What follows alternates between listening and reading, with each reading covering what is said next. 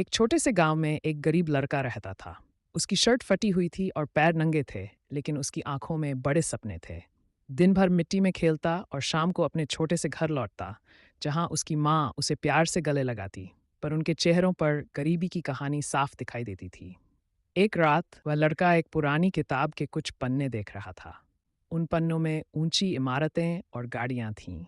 वह सोचता कि एक दिन वह भी बड़ा होकर कुछ बनेगा। लेकिन सुबह होते ही उसे हकीकत का सामना करना पड़ता। स्कूल की बजाय वह बाजार में जूते पॉलिश करता ताकि घर वालों की मदद कर सके। एक दिन बाजार में एक आदमी उस लड़के को देखकर रुक गया। उसने लड़के से बात की और पूछा कि वह स्कूल क्यों नहीं जाता। लड़का अपनी गरीबी की कहानी सुनाता है। उस आदमी ने लड़के को कुछ पैसे दिए और कहा कि वह उसकी मदद करेगा ताकि वह स्कूल जा सके। वह पल लड़के के लिए उम्मीद की किरण था। वह खुशी खुशी अपने पैसे लेकर घर आया और अपनी माँ को बताया कि अब वह स्कूल जा सकेगा। माँ की आंखों में खुशी के आंसू थे।